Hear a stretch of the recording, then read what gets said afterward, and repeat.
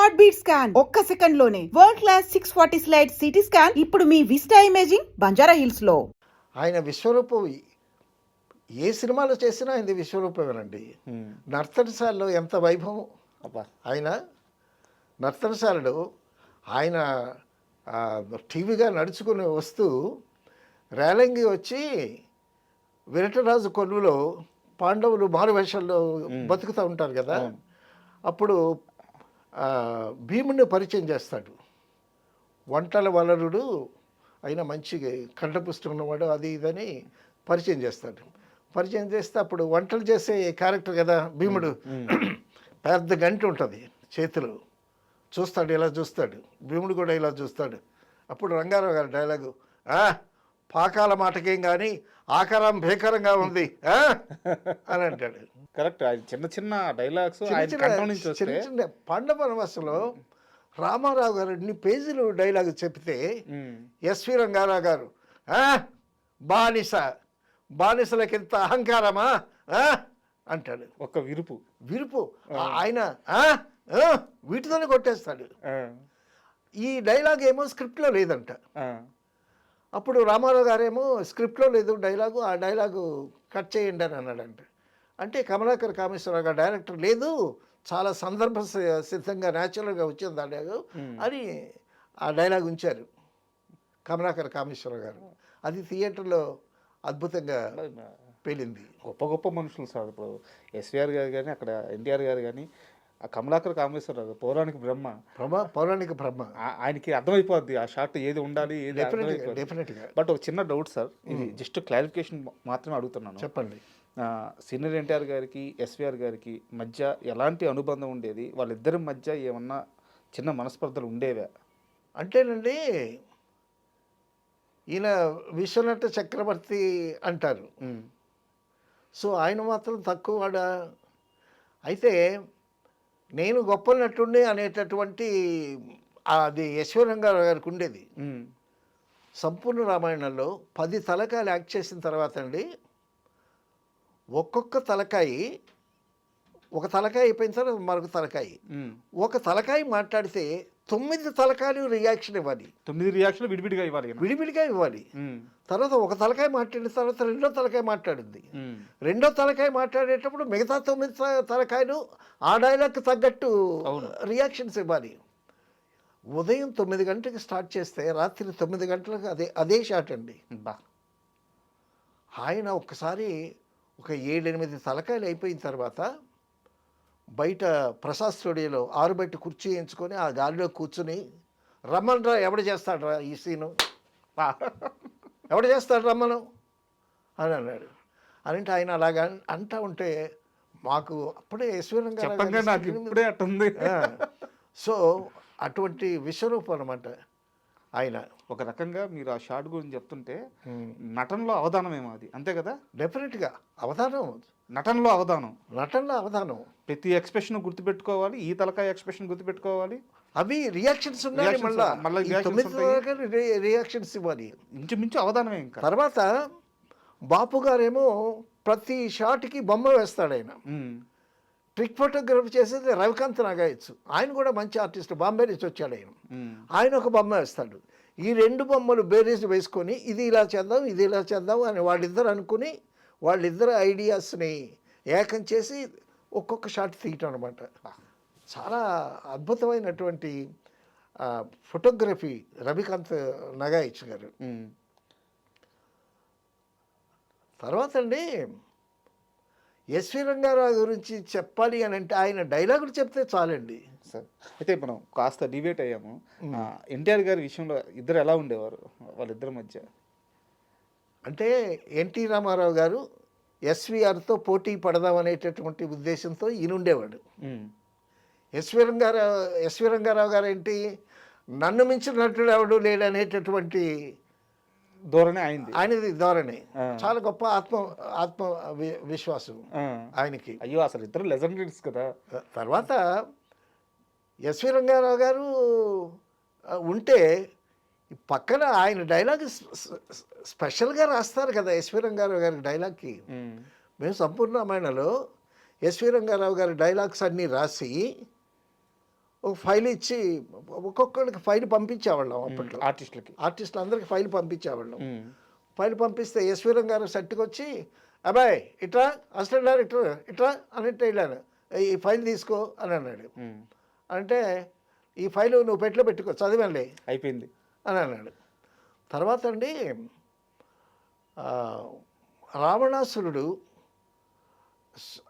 అతని అనుంగులు అందరూ చనిపోయిన తర్వాత ఒక సీన్ ఉంటుందండి. ఆ సీన్లో అద్భుతమైనటువంటి లైటింగ్ చేశారు. రావణాసురుడు దర్బారంతా ఖాళీగా ఉంటుంది, కుర్చీలన్నీ ఖాళీగా ఉంటాయి. రావణాసురుడు ఆ సింహాసనం మీద కాకుండా కిందన మెట్ల మీద కూర్చోబెట్టాడు బాపు గారు. అంటే సింహాసనం మీద కూర్చునేటటువంటి పరిస్థితి వేరు, ఈయనేమో కింద మెట్ల మీద కూర్చోబెట్టాడు సింబాలిక్గా. ఆయన అనుంగులంతా చనిపోయారు అనేటటువంటి ఉద్దేశంతో. So the placement of artist, mister Babu come here, hats off అయ్యా అన్నాడు బాపు గారిని. నీ తాటికి హ్యాట్స్ ఆఫ్ అయ్యా, ఎందుకంటే నన్ను సింహాసనం మీద కూర్చోబెట్టి ఈ సింహాసనం ఆ సింహాసనం ఈ ఆసనాలన్నీ ఖాళీగా చూపించవచ్చు నువ్వు, కానీ the placement of artist is a creative job of the director అని ఎంత మెచ్చుకున్నాడు బాపు గారు. అంత మెచ్చుకుంటే బాపు గారు సిగ్గుపడుతూ ఉండేవాడు. Such a wonderful simple man. Super sir. అయితే ఎస్వీఆర్ గారి ప్రస్తావన వచ్చిన తర్వాత మాయాబజార్ గురించి మాట్లాడుకోకుండా అస్సలు ఉండలేము. డెఫినెట్గా ఆ రోజుల్లో అసలు ఆ మాయాబజార్ తీసిన తర్వాత ఇండస్ట్రీలో ఆ వాతావరణం ఎలా ఉండేది సార్? ఎస్వీఆర్ గారి నటన గురించి ఎట్లా మాట్లాడుకునేవారు? మాయాబజార్ అంటే ఎస్వి రంగారావు గారే హీరో. కేవీ రెడ్డి గారు ఎన్టీ రామారావు గారి దగ్గరికి వెళ్ళి ఒకసారి, రామారావు నేను ఘటోత్కచుని క్యారెక్టర్ని మెయిన్గా చేసి మాయాబజార్ తెద్దాం అనుకుంటున్నాము, అందులో నువ్వు యాక్ట్ చేయాలి, నీ డేట్స్ కావాలి అని అడిగారంట కేవీ రెడ్డి గారు. ఎన్టీ రామారావు గారు అన్నారంట, ఏమండి నేను ఘటోత్కచుడిగా వేస్తే జనాలు చూడరేమో అన్నాడంట. నువ్వు కాదయ్యా ఘటోత్కచుడివి, యశ్వరం గారు ఘటోత్కచుడు, నువ్వు కృష్ణ వేషం వేస్తావు అని చెప్పారంట. సో మాయాబజార్లో హీరో ఎవరంటే ఘటోత్కచుడు, ఎస్వీఆర్ గారే. తర్వాత ఈ శశిరేఖని తీసుకెళ్ళటానికి రంగారావు గారు ఘటోత్కచుడు వస్తాడు కదా, శశిరేఖ పండుకుని ఉంటుంది సావిత్రిని. అక్కడ సింగీత శ్రీనివాసరావు గారు చెప్పారు ఈ విషయం. ఎస్వి రంగారావు గారు క్లోజప్ వేస్తారు, చూస్తాడు, ఆ శశిరేఖను చూస్తాడు, శశిరేఖ క్లోజప్ చక్కగా నిద్రపోతూ ఉంటుంది, చాలా చక్కగా ఉంది సావిత్రి అందులో. చూసి సావిత్రిని చూసి, ఆహా నా సోదరునికి సరైన జోడి ఈ అమ్మాయిని డైలాగ్ చెప్పాలి, నా సోదరునికి సరి అయిన జోడి అని అక్కడ డైలాగ్ ఏదో ఉంది, ఆ మీనింగ్ వచ్చేటట్టు డైలాగు.